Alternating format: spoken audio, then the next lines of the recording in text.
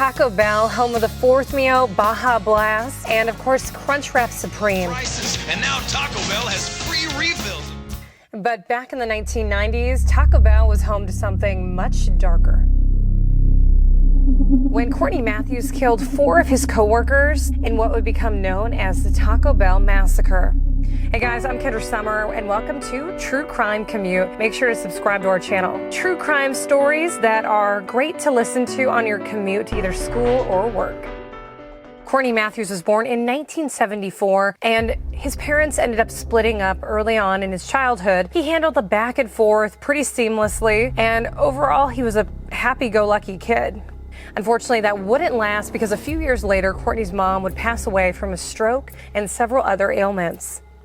Now, Courtney took the death of his mother very hard, but Courtney's father, Godfrey, stepped up and took on the single responsibility of raising Courtney. From there, Courtney went on to high school where he excelled at a variety of different extracurriculars, weightlifting, wrestling, and people that knew him back then said he was a very nice guy, well-rounded, and overall very popular, had a ton of friends. After graduation, things took a turn for Courtney. He was arrested for both burglary and disorderly conduct. After this brief crime spree, his father, Godfrey, has a come-to-Jesus moment with Courtney, and he decides that Courtney needs to better his life. So what does he do? He tells his son he needs to enlist in the U.S. Army. During his time in the service, he was stationed at Fort Campbell, which is on the border of Kentucky and Tennessee, which was great because he was getting the life structure that he was really craving.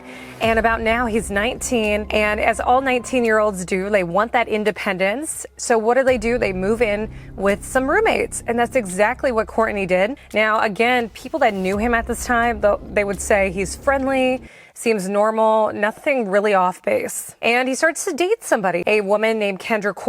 Around this time, Courtney crashes a rental car. It's a red Ford Tempo, and the damages are significant. $3,200 to fix. That's around $7,000 today. That's a lot of money to come up with. This is when he starts to consider a part-time job. Enter Taco Bell in Clarksville. And this Taco Bell was located near Courtney's house, so in theory, it all made sense to get a job there. Courtney starts working at Taco Bell in early January of 1994. He's working as a dishwasher, and things just really seem to be on the up and up here. A few weeks after getting hired by Taco Bell, Courtney Mathews goes to a party at a trailer park near his home. It's here at this party that he meets a group of guys, and they're talking about committing different crimes like robberies. Courtney suggests robbing his new job, allegedly said that he would 187 all of the witnesses. 187 is slang for murder. On January 29th of 1994, Courtney Mathews clocked into work around 2 p.m. and ended up clocking out around 9 p.m. that night. According to Courtney's roommate, Carl Ward, Courtney came home around 9:30 that night and went into the room where the handgun was kept, grabbed the handgun, bullets, and put them into a book bag, and then left the house. Mathews also grabbed a bowling bag and gloves and then left. The other oddity that night, Ward testified to this, in fact, that Courtney left the house wearing 2 sets of clothing. And Ward remembered when he saw that, he thought that was a little bit off.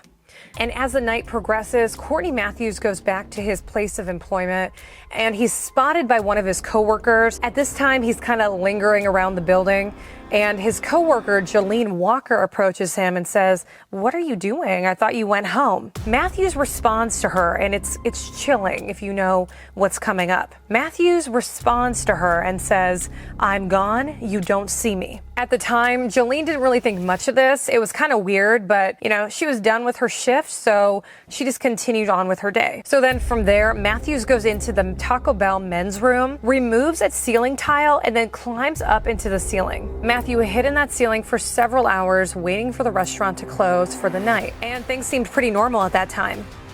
Taco Bell witness and customer Frankie Sanford placed an order at the drive-thru around 1:30 a.m. He said nothing seemed out of the ordinary.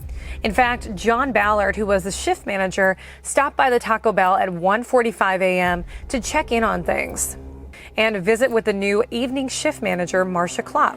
See, Marcia had only worked this shift a couple times, and she was fairly new in the position. She explained to John that they had been extremely busy that night. She didn't expect to wrap up closing duties until 3:30 to 4 in the morning. Allegedly, at some point after John Ballard left, Courtney climbs down from the ceiling and starts his attack. And then Courtney shot 4 people: Kevin Campbell, Angela Watt, Marsha Klopp, and Patricia Price. He shot each person 4 to 7 times. Both Kevin Campbell and Angela Watt were 22 years old. Marsha Klopp was 24 and Patricia Price was 39. Kevin Campbell, 22, was married and 2 weeks prior had a brand new baby. Angela Watt was married, she had 2 kids, and the month that she was murdered, she had actually just enrolled in classes at the junior college. Marsha Klopp was a shift manager. She was married, had 3 kids, and was a certified nurse assistant. Marsha had just been promoted to shift manager. Patricia Price, she was married and had 3 young boys and 2 daughters. Now, after shooting his coworkers, Matthew goes and shoots the company safe. He steals the contents of the safe, around $3,000. After that, Matthew leaves Taco Bell. As he's driving home, he's getting rid of evidence, throwing it out the window. And then fast forward a couple hours later, shift manager John Ballard, he's ready to open the store in the morning. He sees some oddities as he pulls up. All of the employees from the evening shift, their vehicles are still in the parking lot, and the drive-through is boarded up with cardboard, which he thinks is extremely strange. And then as he goes to unlock the door, he sees one of the victims' bodies on the ground. So he immediately calls the police. The police show up. They do a premise sweep, looking all over the restaurant for evidence. And during the sweep, they find the 4 bodies. The police also recover 24 cases from a 9mm handgun. And then the police go back to the office safe and they realize that the safe's combination and lock has been completely shot off as well. And then the officers decide they need to call the employees and let them know what happened here. So the officers go through each employee and they're calling and letting them know what took place, including calling Mathews. Now, after getting this phone call, Courtney's roommate says he was visibly upset and just kind of seemed a little off. A few days later, that roommate finds Courtney upset, crying, and he says something about how he's hurt 4 people. Now, the roommate was really unnerved by this comment, so they called police. And then Courtney gets arrested, and he denies any wrongdoing or committing any kind of crime at this point. His case would eventually go to trial. During this time, Clarksville police continue to look for evidence along Interstate 24. They find a black trench coat under a bridge, and they go to the roommate. They ask him, has he ever seen Courtney wearing this trench coat? And the roommate says, yes, he wore it on the night of the 29th, the night of the incident. And then police also find that there's blood stains on the coat. It gets tested and it's determined that the blood stains belong to victim Kevin Campbell. From there, investigators search Courtney's car. They find the missing $3,000 in the bowling bag in his car. And before he was arrested, he made a weird remark to his roommate's girlfriend, saying whoever did this probably went into the Taco Bell before it closed, climbed into the ceiling, and then climbed down after it closed, killed 2 people in front and 2 people in back. Another oddity that came up was when Courtney was working at Taco Bell, he had asked one of his managers about the weight limit that the ceiling could hold, and he also asked about the security that the restaurant had. In June of 1996, Courtney Mathews was found guilty on 4 counts of first-degree murder. They tried to pursue the death penalty, and that was unsuccessful, but he is serving a life sentence without any chances of parole. After the crime, Taco Bell stepped up and set up the Clarksville Children Memorial Fund, which donated $55,000 to the victim's family. And they also supplied grief counseling for employees and family members. And they also paid for all of the funeral expenses. As far as a motive, we've never really gotten one from Courtney. And we can just assume that it comes back to trying to find a way to pay for the rental car damage. But that's all I have, guys. Thanks for watching our True Crime Commute. I'm Kendra Sommer, and I hope to see you guys on the next one.